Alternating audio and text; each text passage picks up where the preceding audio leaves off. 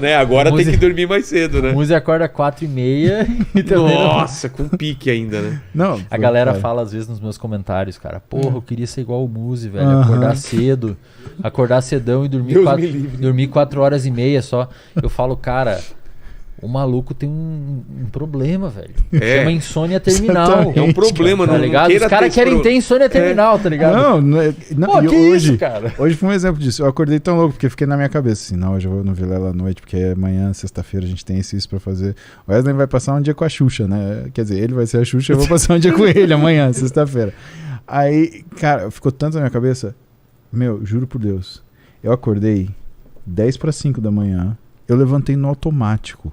Eu fui no banheiro, fiz xixi, escovei o dente, botei a roupa, fui pra sala, peguei computador, não sei o que. Aí eu olhei e falei, cara, tá alguma coisa esquisita aqui. O que tá acontecendo aqui? Aí eu olhei o relógio, era 5 e pouco. Eu falei, não, mas eu tenho certeza que eu vi 6:30 que o relógio despertou. Não, eu acordei no automático, eu fiz tudo no automático, eu acordei sentado na mesa, assim, olhando o computador, respondendo mensagem, falando, cara, eu tô mandando mensagem pras pessoas 5 da manhã, velho. Isso vai dar muito errado. Não, eu fiquei imaginando pra aquele paciente que homem ou mulher que recebeu um na madrugada, assim. Eu fico imaginando o cônjuge.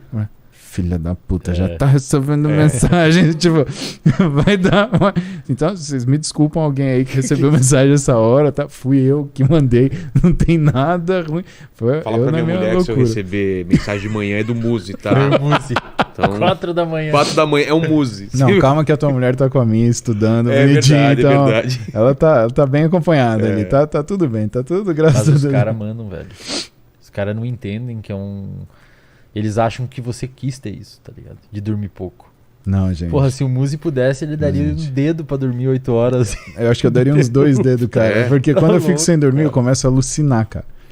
Você contou uma vez aqui, não foi? Aqui você falou que você tava indo pra um restaurante e teve desligou o cérebro. Não, teve aquilo lá, teve aquela história. Teve um teletransporte, ele desligou aqui e ligou lá de novo. Não, mas às vezes é tão grave que eu começo a alucinar. Então, por exemplo, o que começou a acontecer? A gente foi pra Porto Velho em novembro agora, né? Eu não lembro a data certinha. Só que aconteceu tudo de um jeito tão bizarro que eu, o Renato e o Júlio, a gente ficou sem dormir. Você contou. Sexta-feira, o Júlio ele tava fazendo presença em Manaus. Ele ia encontrar com a gente no avião de conexão. Caramba. Às 2 da manhã ou às 3 da manhã em Manaus, pra gente ir pra Porto Velho. Olha o rolê dos caras. Era assim, né? Só que aí o que aconteceu? Sexta-feira eu tinha que operar com o Zé. Aí eu já acordei 5 da manhã porque tem que estar no hospital às 6. Né? Porque também a gente tá fazendo um negócio legal. A gente tá fazendo um projeto filmando algumas cirurgias pra mostrar pra galera. Eu vi, legal. Pra galera perder medo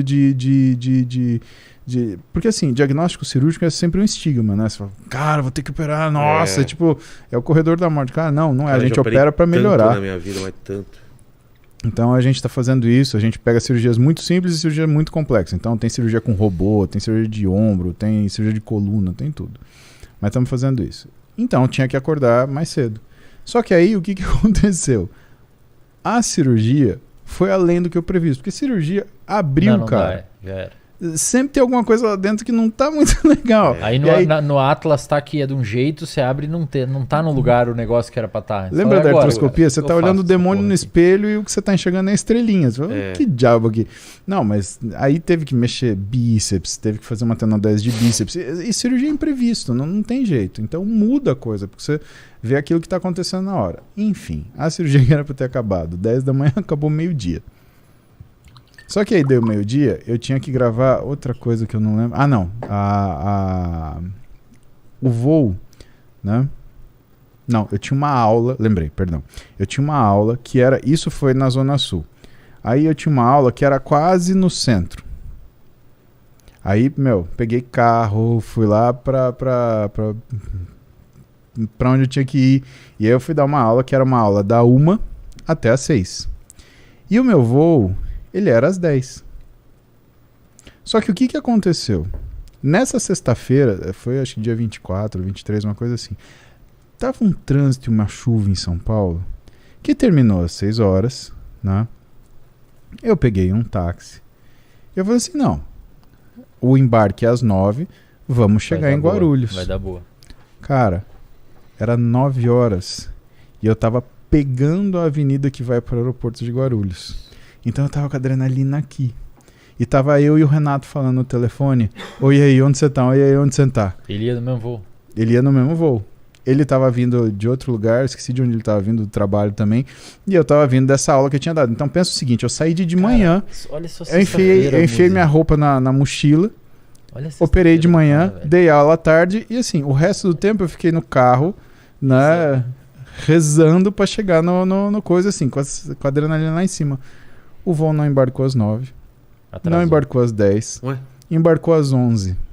A gente foi chegar em Manaus 3 da manhã. Meu. O Júlio, ele tava esperando o voo desde a 1 da manhã, dentro do avião, era 3h30, o voo saiu. A gente chegou em Porto Velho, era 5h24 da manhã. A gente tinha acordado, vamos lembrar, sexta-feira, 5 da manhã. Você ficou 24 horas acordado. Chegamos no hotel, falamos com o pessoal que... O Pablo, que tinha organizado o evento, falou, pô, será que dá pra gente chamar as outras pessoas que vão dar aula, né, e a gente dormir pra gente poder, né, tá melhor apresentável pra tarde? Eu falei, não, hoje o dia é só vocês. Um anfiteatro estufado de gente 800 pessoas esperando a gente, né? Meu, aí o Renato falou, tá bom. 24 horas virado. A gente tomou café, tomou banho, pôs a roupa e fomos pro anfiteatro. Ficamos até lá, até 8 horas da noite. Voltamos pro hotel. E aí teve todo o rolê de foto. A gente tirou foto com as 800 pessoas. A galera não manja, mas isso é um puta de um trampo, né, cara? Cara, foto. Não, porque você fica parado. Imagina, quem tá esperando na fila tá andando. A gente tá parado no mesmo lugar, de pé. E a gente não para pra fazer xixi, a gente não para pra beber água, nada. Mas, cara, tiramos foto com as 800 pessoas ou mais, 8 horas da noite, sábado, a gente voltou pro hotel.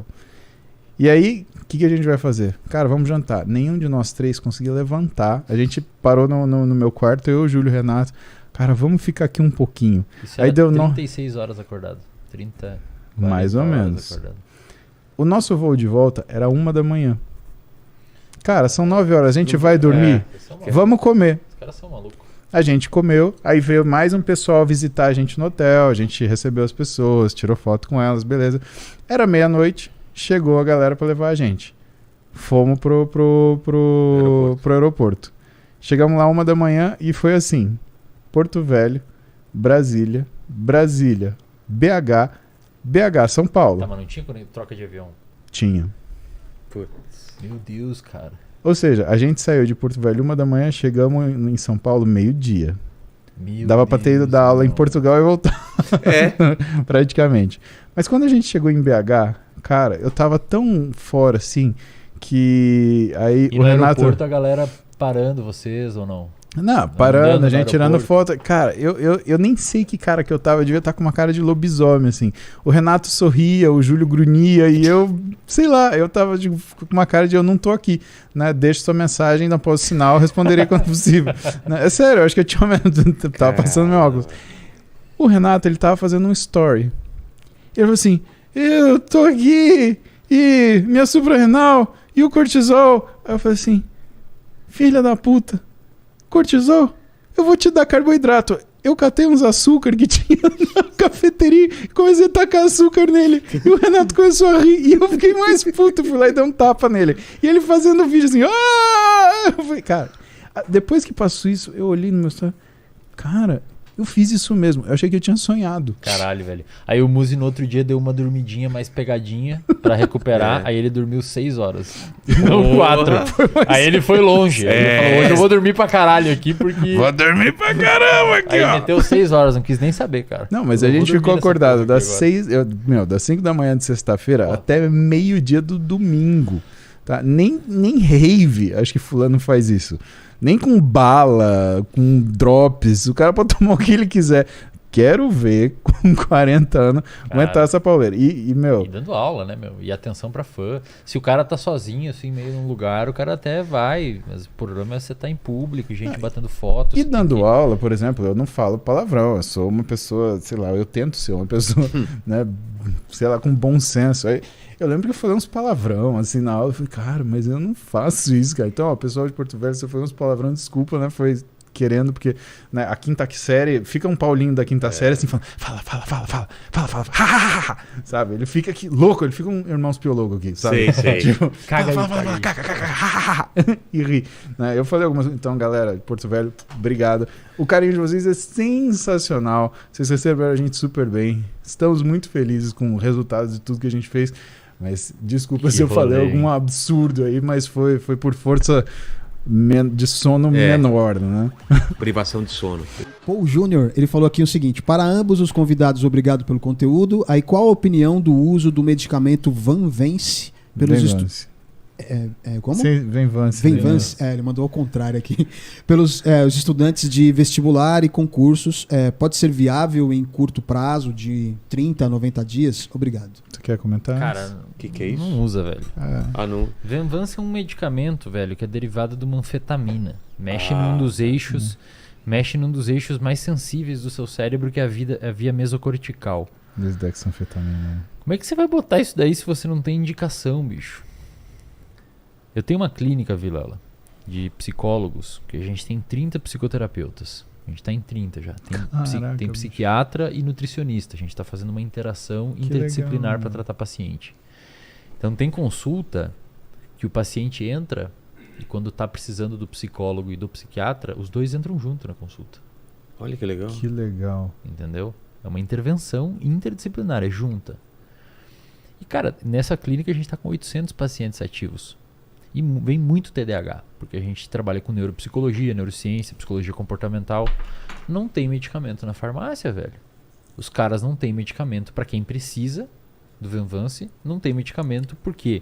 Porque a galera tá tomando para performance. Putz.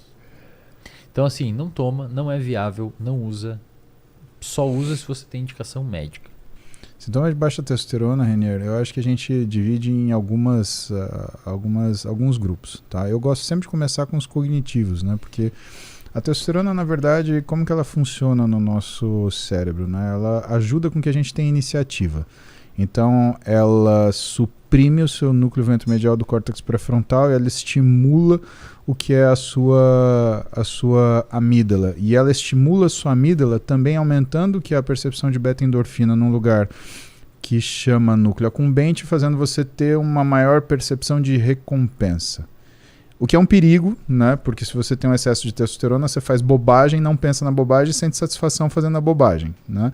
E que no caso da pessoa que tem baixa testosterona, ela não toma iniciativa, ela tem dificuldade de planejamento, alteração de memória e a cognição também fica diminuída. Só que qual é o grande problema? O paciente que, homem, tem baixa produção de testosterona, ele também tem baixa aromatização. E se por um lado a testosterona ela tem esse papel da iniciativa, o estradiol que a gente produz a partir dela, e para o homem o estradiol ele é muito precioso porque a gente produz pouco, é o que traz a saúde de sinapse, é o responsável pela nossa cognição. Então, isso é a parte do sistema nervoso central da testosterona, né? Então, quando você fala, mas e a libido? Né? A libido não é a disfunção erétil, né? Libido e disfunção erétil são coisas diferentes. Libido é você pensar sobre o ato sexual, é desejar o ato sexual, é elaborar o seu pensamento sobre o ato sexual. A função erétil é uma coisa que vem em decorrência da libido, né? Mas vem em decorrência de estimulação mecânica, vem em decorrência de outras coisas, né? Então, a baixa libido significa você estar apático ao ato sexual. Aquilo não faz diferença para você, né? Você não tem uma resposta de recompensa daquilo. Assim como você diminui a sua resposta de recompensa geral, né? A falta de resposta beta-endorfina é isso. Tem estudos que mostram que depressão refratária, tanto homens quanto mulheres, né, refratárias ao uso de medicação, elas tendem a beneficiar-se de uso de géis de testosterona de baixa dosagem para dar uma complementada nisso. Não é por causa do hormônio em si, é por conta desse papel fisiológico, esse papel bioquímico que a testosterona tem em resposta da função da beta-endorfina. O contrário também é verdadeiro. Tem um estudo que saiu na Drug and Alcohol, que é sobre o uso de testosterona, a retirada dela, né? Então, o que o pesquisador fez? Ele deu testosterona, mediu o que era a resposta beta-endorfina. Tirou a testosterona, mediu o que era a resposta beta-endorfina e pegou um grupo controle para avaliar o que era a resposta desse grupo. E o que ele avaliou? Que quando você tinha o uso da testosterona, a resposta em beta-endorfina era muito aumentada. E quando você tinha a retirada, a resposta beta-endorfina era menor que o grupo controle. Isso quer dizer que a testosterona, quando usada em altas doses, ela tem até um perfil de droga de abuso. Por quê? Porque a retirada dela te causa sensação de desprazer imediato. Por isso que é tão difícil tirar... Uma abstinência. Exatamente. É quase uma abstinência. Por isso que é tão difícil tirar a testosterona, principalmente de mulher que tem uma testosterona mais baixa fisiologicamente. Quando você dá a testosterona, você dá uma sensação para ela absurda de restrição. O restante são sintomas físicos. Então você tem aumento de gordura abdominal, você tem dislipidemia, você tem aumento da pressão arterial, você tem aumento de gordura visceral, você tem diminuição da captação periférica de glicose, aumento da resistência periférica à insulina, né? E você acaba tendo uma facilitação para o desenvolvimento de síndrome metabólica. Então, hoje, principalmente, né, o que os médicos eles têm reconhecido, e principalmente quando você olha, né, nas diretrizes da Sociedade Brasileira de Endocrinologia e Metabologia, né, que a carência de testosterona já não é uma coisa mais a ser tratada como fisiológica esperada. O médico ele tem a prerrogativa de prescrever testosterona em situações de baixa produção sintomática, né? Porque isso é outro papo. Às vezes você pega um paciente lá que tem 380 de testosterona e você fala, mas essa testosterona é baixa. Só é baixa se a pessoa tiver sintoma. Perfeito. Tem gente que tem uma testosterona de 700 e tem sintomas, mas porque usou, por exemplo, testosterona exógena durante um período da vida. E tem pessoas que nunca usaram, que tem uma testosterona de 380, 400, que está perfeito. Mega funcional. Não tem nenhuma reclamação e está mega funcional, exatamente. Teve um estudo que saiu sobre neurogênese. A época de ouro da neurogênese, se nasce neurônio novo no cérebro ou não. Os caras publicaram com roedor um paper na Journal of Neuroscience, um dos melhores jornais de neurociência do mundo, ou melhor, na área de neurociência do planeta. E eles queriam saber se exercício físico aumentava a neurogênese ou não. Detalhe, isso aqui é em roedor, tá? Em camundongo. Depois saiu na Science em humanos, a gente pode falar. E eles submeteram os roedores a 3 tipos de exercício físico. Exercício físico resistido, tem como fazer com roedor. Como? Você bota uma...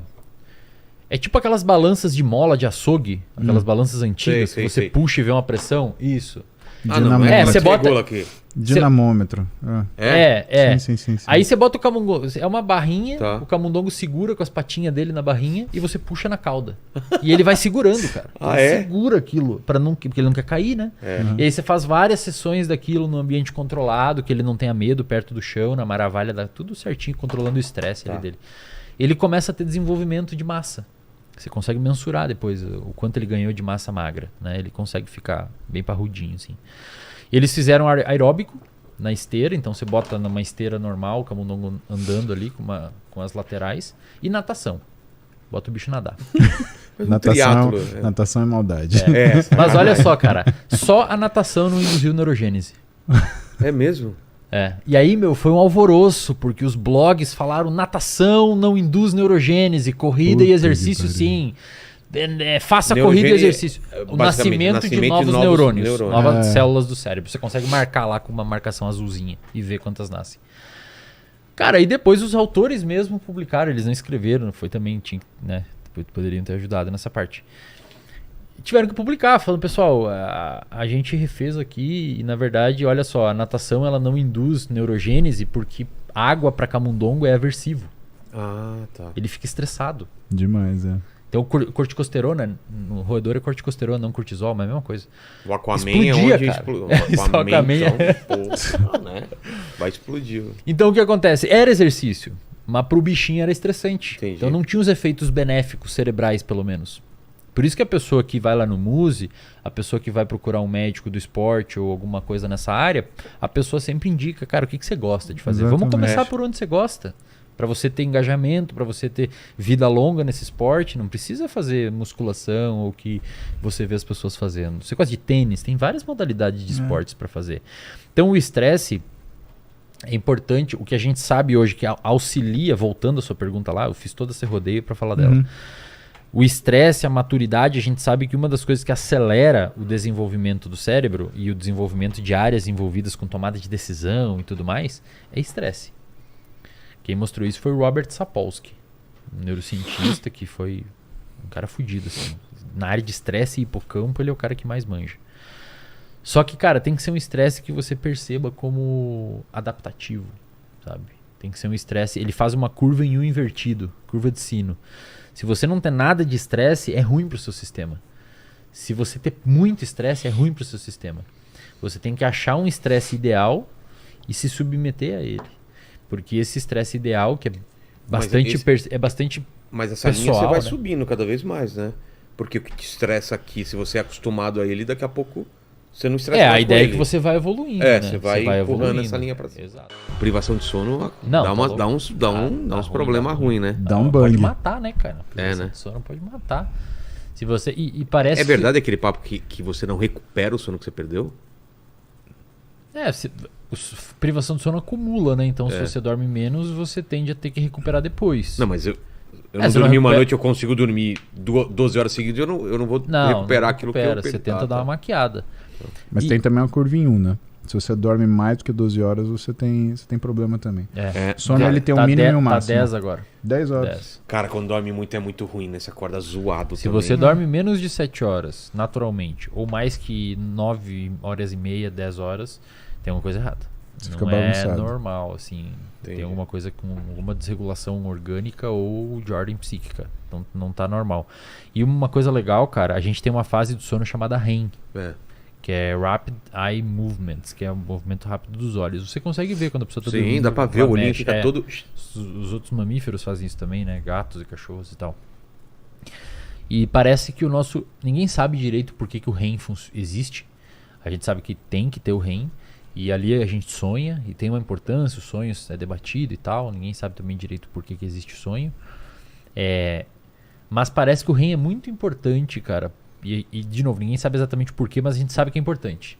E a gente sabe que é importante porque quando você priva uma pessoa muito tempo de sono, assim que ela dorme, o cérebro pula os 3 primeiros estágios e vai direto pro REM. direto pro REM. Ele pula. Ele ignora a indução Cara, e já vai pro REM. Meu professor de neuro, ele me ensinou um negócio, né? E aí, eu vou ensinar pra tu. Quer dizer, eu vou mostrar pra tu e depois você corrige. Deixa eu ver o que é em cima e o que é embaixo. Aqui é em cima, aqui é embaixo. Tá bom, já me localizei. Vou ter que realmente desenhar de ponta cabeça. Não, pode desenhar normal, depois você vira também, qualquer coisa. Ah, isso são 2 trabalhos. Bom, o sono REM, Rapid Eye Movement, o francês ele tem uma definição mais legal, ele chama de sono paradoxal. Olha que Por que bonito sono isso. paradoxal? Porque em vez de você aprofundar aquilo que é o seu nível de consciência, na verdade, você aumenta, a função cerebral sobe. Ah, é? Por isso que o Durante francês REM? chama durante o REM, né? E é a hora que a gente tem, por exemplo, fixação de memória, né? Tem uma coisa legal que, por exemplo, o sono que faz mal a gente perder e o que a gente perde com o envelhecimento é o sono delta. Que é? É o sono intermediário. É o antes do REM? É antes do REM. É o sono profundo. A gente vai perdendo ele, o que a gente vai perdendo com o envelhecimento. E por isso que a gente começa a envelhecer cada vez mais rápido. Por isso que a gente aumenta o que é, por exemplo, a nossa produção endógena de glicose. Todo velhinho que dorme pouco, ele começa a desenvolver diabetes ou pelo menos resistência à insulina, né? Por conta disso, né? Mas o que é interessante? Eu lembro que meu professor me explicando isso, ele desenhou o que é o cérebro e ele falou, Paulo, vamos pensar o cérebro como se ele fosse um edifício. A parte mais baixa, dá um verde, por favor. Olha só, fica louco. A parte mais baixa, onde acontece tudo aquilo que você passou no dia, tá? Ele está aqui numa região que a gente chama de hipocampo. E o hipocampo, ele guarda tudo que você viu no dia. Cheiro, cor, luz, ligação da sua mulher, Textura. textura, tudo. A gente consegue guardar mais ou menos 20 trilhões de bilhões de bytes por dia. E aí a gente tem o córtex, que é a área que a gente pensa. E o córtex, a gente tem várias áreas diferentes que estão relacionadas com coisas, por exemplo, matemática, memórias emocionais, sei lá, calendário, tá? E aí, durante o REM, o que você tem? Você tem o desprendimento dessas memórias e a caminhada delas para seus devidos lugares. Por que às vezes trabalha mais? Porque algumas memórias elas são diferentes. Exato, e elas são compartilhadas, né? Então, por exemplo, você combinou de viajar com a sua esposa, então tá aqui emoção, mas também entra na parte calendário, né? Para você guardar, né? E aí você tem ainda uma coisa que é uma das coisas que eu aprendi com o Wesley, né? Que é a informação básica da memória, o engrama, né? E o que é o engrama? Na formação dele, você tem o que a gente chama de processos sujos, né? Ou seja, nessa memória tem muita coisa aqui, né? Como é que foi a combinação de eu viajar com a Roberta, que a gente ia viajar? Coisa que não importa tanto, sujeira. Existia o contexto, né? A gente estava no restaurante, fazendo o pedido, alguém estava ligando, chamando no WhatsApp, esperando, sei lá, o táxi, enfim. Tinha que limpar tudo isso, inclusive, para conseguir ter isso. Então, imagina se a gente fosse fazer um desenho pictórico, né? O seu subconsciente, né? Como se fosse o fundo de um lago, né? Você tem lá o fundo de um lago. E nesse fundo do lago, a gente tem as bexiguinhas do reservatório de dopamina. Todas uma do lado das outras. E em algum momento, a gente tem a superfície do lago. Então, o sono REM é você cortar elas. Opa, corticalizou. Opa, corticalizou. Opa, corticalizou. O que às vezes dá confusão? Dá confusão que muitas vezes, para a gente fazer essa lembrança do processo sujo, o teu cérebro cria uma história, um contexto. Esse contexto é o sonho. É o pesadelo. Porque ele precisa misturar o que você... Aliás, ele precisa criar um contexto para aquela memória ela ter uma relevância. Lembra? Uma das primeiras coisas que eu falei para você em relação ao livro do Steven Pinker, né? Como que a mente funciona? Ela precisa ter gavetas específicas para as coisas. Ela tem a capacidade de categorizar essas informações. Então, isso daqui é uma jujuba. Né? Foi o exemplo que eu dei. É um doce, é um snack, ele é doce, ele tem sabor de fruta, né? Então ele está junto, por exemplo, com o bolo de chocolate, mas o bolo de chocolate está na gaveta do chocolate, ele está na gaveta das frutas. A gente tem a mesma coisa aqui. Você quer adicionar ou corrigir algo? Não, por tá favor. certo. E tem uma outra coisa, algumas bexiguinhas e a maioria delas vão furar e não vão corticalizar. O que é corticalizar? Se tornar uma memória se tornar uma memória de longo prazo. Tá. Mas a maioria das coisas que você aprende, você esquece. Por quê? Porque é importante esquecer. É importante? Imagina você lembrar de tudo, é muito caro, né, cara? Você lembrar de tudo que acontece, é muito caro. Mas por que a gente acha que esqueceu e aí você vai fazer alguma coisa que lembra uma coisa que aparentemente estava... Eu vou dar um exemplo. Não, ficou armazenado ali, só você ficou não tá tendo acesso. Então. Precisa de um estímulo para ter aquele acesso. Então não esqueci. Muitas vezes é importante. Por que um dos bons métodos de estudos é você responder pergunta? Porque responder, fazer prova, fazer simulado... faz você buscar na sua caixinha do que você sabe, o que talvez coisas que você nem sabe que sabe. Eu não consigo ficar estudando. Eu sento para ler uma coisa e eu não consigo lembrar. Se eu leio, parece que eu esqueço o parágrafo logo adiante. E por que eu estou colocando essa pergunta para você? Porque eu acredito que existem formas de estudar. Eu te confesso, eu não consigo ensinar as pessoas a estudar. Eu consigo falar para elas o que funciona comigo. Algumas coisas que funcionam comigo. Agora, eu percebo que você conseguir estudar é uma questão também de neurociência, à medida que, se você segue o que é o fluxo fisiológico do cérebro, você vai ter uma facilitação. Não é que vai ficar fácil, é que você vai ter pelo menos um caminho. E que não é só uma forma pedagógica, é uma forma de progressão, é que nem uma carga, né? E aí o que eu explico para os meninos? Falo, olha, dentro das poucas coisas que eu posso falar para eles, olha, você não vai acordar amanhã e vai estudar 16 horas, né? Porque você não vai conseguir. É a mesma coisa que falar para um sujeito que está entrando na academia fazer supino com 350 quilos. Né? O agachamento com 290, né? Com um pé só. Né? Não vai, ele é um esforço também. Isso que você fala sobre o esforço, sobre a situação desconfortável, sobre o estressante. Isso é válido para o aprendizado? É bacana porque sempre quando a gente vai falar sobre estudo, o exercício físico é um paralelo que é quase perfeito. É mesmo? Metaforicamente falando, um cérebro é muito parecido com um músculo. Porque quando mais você exercita, mais ele fica bom e eficaz, tanto em gasto metabólico, quanto em uso, quanto em tempo de uso, quanto em eficácia de uso e tudo mais. E eu costumo falar, quando você vai ver a galera do bodybuilder falando, né, do pessoal que quer usar hormônio e às vezes nem treina direito e acha que o hormônio vai resolver. Cara, não é assim que funciona. Você tem que ter toda uma base, tem que ter massa muscular, você tem que ter... você já tem que ter rotina de treino, tem que ter hábitos saudáveis. Senão você vai usar hormônio, vai virar aquele braço mortadelão, grandão lá, que você não é. Se ferrar toda a sua saúde, ter todos os colaterais. Aí você vai lá pro Muse, resolveu as picas que gerou no teu corpo lá, porque você não tinha nem... Então o que acontece? Vira um urologista do exercício. Você resolveu as picas que o caboclo inventou. Então o que acontece, cara? Quando vem me perguntar de estudo, cara, Eslen, é umas perguntas que às vezes eu recebo, cara, que eu fico pensando, essa pessoa tá errada em múltiplas camadas que eu nem sei como que eu começo a responder ela. Assim, como que eu aprendo mais? Cara, primeiro, você tem que ter uma base para florescer um bom estudante, que é o quê? Você ter alerta. Não existe cérebro que aprende sem alerta. O aprendizado depende de alerta. Isso já foi demonstrado demais, cara. Um pesquisador chamado Merznick, um cara pica na área de neuroplasticidade. E a neuroplasticidade, para quem não sabe, você só aprende, eu vou repetir aqui para a câmera lá, você só aprende se existir neuroplasticidade no seu cérebro. A neuroplasticidade é a mudança das células do seu cérebro via experiência.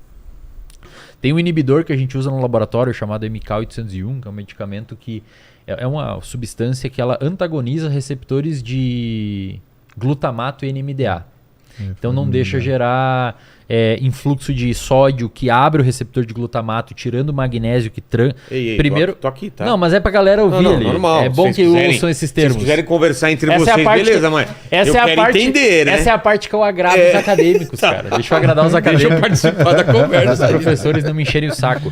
Quando você tem uma sinapse glutamatérgica, uma sinapse de um neurotransmissor chamado glutamato, o glutamato, ele é um neurotransmissor excitatório principal do cérebro que é liberado na fenda sináptica. Tá. Esse neurotransmissor é liberado na fenda sináptica. Ele se liga num receptor chamado AMPA, inicialmente. Esse receptor AMPA, ele abre, o receptor é um canal, então é um receptor ionotrópico. Ele abre e começa a ter influxo de sódio para o neurônio pós-sináptico. Esse influxo de sódio, que é um íon de carga positiva, ele começa a despolarizar a membrana. Então a membrana que estava em menos 65 mV, eu vou falar umas palavras estranhas. Tá. A membrana que estava em menos 65 mV começa a ficar mais positiva, indo para menos 60, menos 55, ou seja, ela está indo em direção ao positivo, né? Isso aqui às vezes é estranho. Em algum momento, essa membrana ela chega em menos 55, menos 50 milivolts e ela ativa os receptores NMDA. Esses receptores eles são ligantes dependentes e voltagem dependente. Ou seja, eles precisam que a membrana despolarize um pouco e precisam de um ligante glutamatérgico ali. Esse receptor abre. Isso aqui que eu estou explicando é o que acontece no seu cérebro quando você aprende. Ah, é? Quando você aprende que a capital do Brasil é Brasília, é isso que aconteceu no seu cérebro. Tudo isso que eu tô falando. Tá?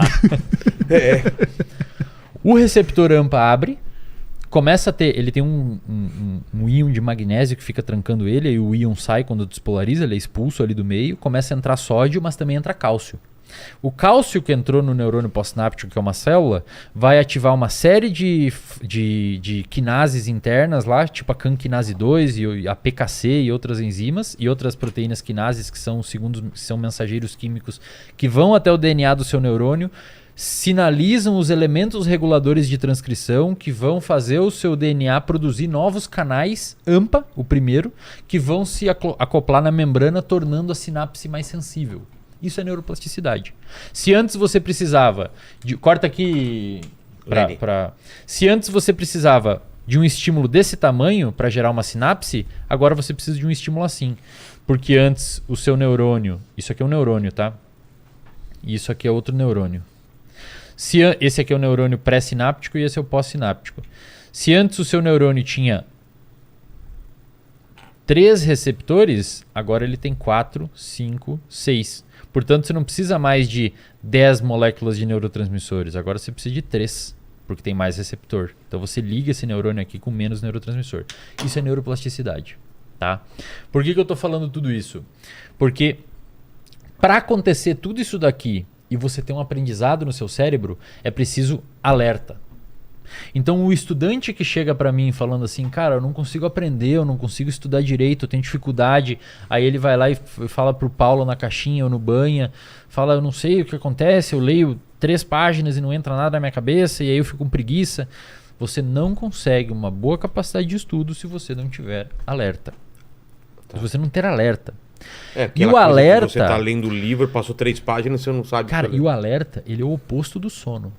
Então você precisa dormir bem para conseguir ter uma capacidade de... É o início, é a base, é a terra. É tipo, você quer plantar um pé de limão, um pé de laranja, você tem que ter uma terra possível ali.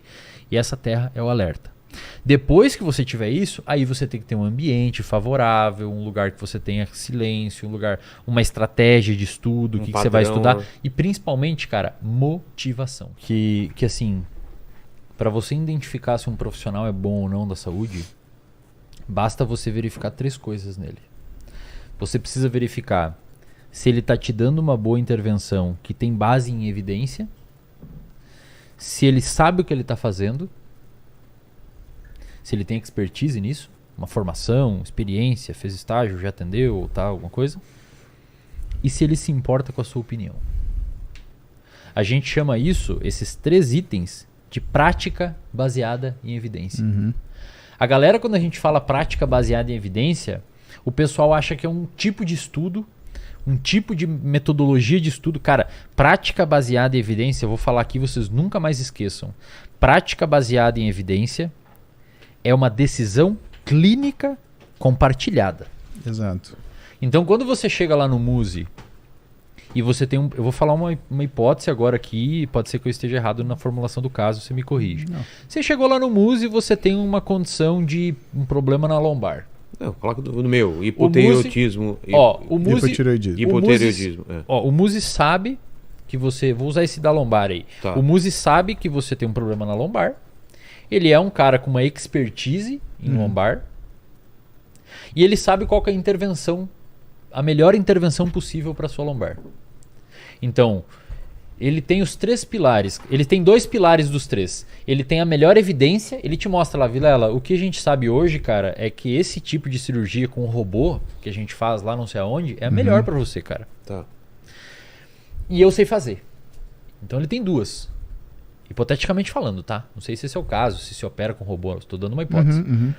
Ele te mostrou a melhor evidência que os estudos científicos apontam e ele tem expertise. Então, até agora ele está seguindo uma prática baseada em evidência. Tá.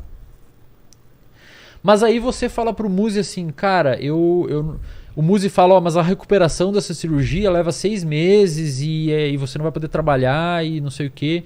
E, cara, você fala assim, MUSE, eu não consigo, velho. Essa cirurgia pra mim não dá, ela é cara, eu não posso ficar 6 meses sem trabalhar, não é viável pra mim. Ou seja, você não quer. Se o MUSE te empurrar, ele tá fazendo 2 coisas da prática baseada em evidência, mas uma não. Agora, se o MUSE fala assim, beleza, eu entendi. Você tem uma preferência, o paciente tem uma preferência. Ele não quer a cirurgia com robô, que é a melhor evidência, eu sei fazer. Aí o MUSE te fala assim, ó, eu entendi. Então assim, a gente tem essa outra opção aqui, que é você ir num fisioterapeuta, você vai ter que fazer tantas e tantas sessões, tem uma remissão aqui que os estudos apontam, você não vai ter esse pós-cirúrgico, quem sabe daqui a um tempo a gente entra com a cirurgia quando você fazer gaveta de podcast e tiver uma condição. E aí você fala, não, esse é bom pra mim. Tá. O MUSE fez prática baseada em evidência, porque ele se importou com a sua opinião. É assim, cara.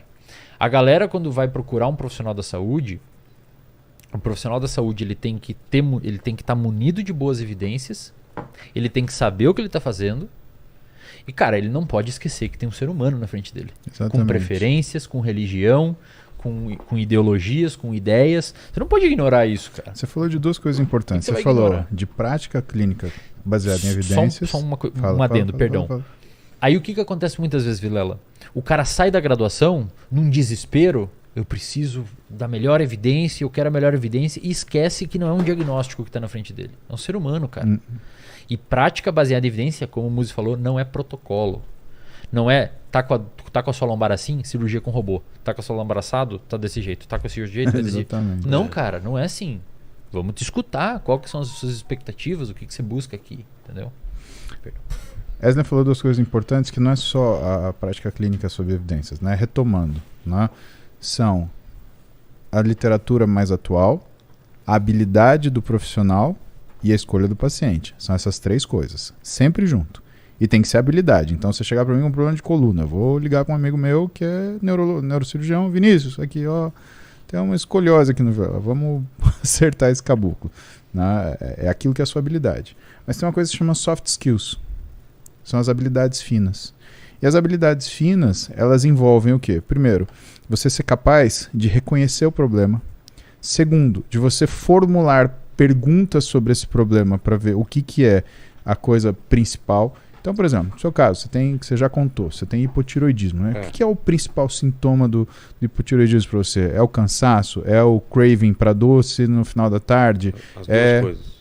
Por exemplo, é a intolerância ao frio, é a intolerância ao exercício físico, ou a incapacidade de você ser resistente à fadiga, é a qualidade de você ter uma fadiga precoce. A gente tem que definir, através dessas perguntas, o que é o principal. Elaborar o que é a abordagem disso. Depois que a gente elabora a abordagem disso, a gente faz o quê? A gente reavalia o que foi o resultado sobre você. Então, soft skills associado com aquilo que é habilidades finas, né, ou habilidades delicadas, acho que não tem uma tradução muito adequada, né? Ela é a sua capacidade de reconhecer que a pessoa é a pessoa e que você tem que ter uma metodologia para fazer isso, e que isso não existe através de um protocolo. Você não faz um copiar e colar. Então, você tem a literatura, você tem a sua habilidade e você tem a preferência do Vilela. Ótimo. O que a gente tem que fazer? Tem que formular o que são, fazer a identificação correta do que você tem, formular as perguntas para ver as nossas prioridades, aplicar o que é uma estratégia para fazer o que é a avaliação disso, fazer a reavaliação, né? uma autocrítica sobre o teu trabalho. Você precisa fazer, né, o que é seu controle de qualidade, né? E finalmente avaliar as novas condições, porque o que vai acontecer? Vamos supor que a gente resolveu o teu cansaço por exercício, mas a gente não conseguiu resolver o que é a sua vontade de comer doce. Então, pode ser que não seja hipotireoidismo, pode ser uma variação de FGF23 que tem relação com a função hepática, né? Porque você está, sei lá, com uma desregulação metabólica, né? Aí entra outros problemas. Não, então o que aconteceu é que hoje você está com problema de sono, né? O teu sono está ruim. Então vamos ver teu sono. Por isso que não tem protocolo, Vilela, porque a gente tem que resolver as coisas. São muitas variáveis também, né? A gente tem que resolver as coisas conforme elas vão aparecendo. E muitas vezes, né, quando a gente tem quadros assim multifatoriais, e assim, a sensação que eu tenho, né, é que são que nem os diagnósticos de TDAH. Né? Você tem tanta variável que é um diagnóstico dificílimo. Muito, cara. E assim, eu sugiro que as pessoas que têm hipótese de TDAH façam uma avaliação neuropsicológica. Você vai no neuropsicólogo e o cara tenta quantificar medidas qualitativas. Então eu pergunto pro músico, como é que tá a tua atenção? Ele vai me falar, tá boa, tá ruim, tá média. Isso não... Como é que eu vou saber o que é boa, o que é ruim, o que é média? Aí ele vai no neuropsicólogo, o cara vai falar, Muzi, decora a cor dessas jujuba aí, quantas tem, daqui a 5 minutos eu pergunto de novo. E aí eu vejo quanto ele prestou atenção, pego a idade dele, o sexo dele, boto em média com a média da população e vejo se ele tá muito viajando ou não. E eu nem lembro que doce era. Que tinha? Jujuba, cara.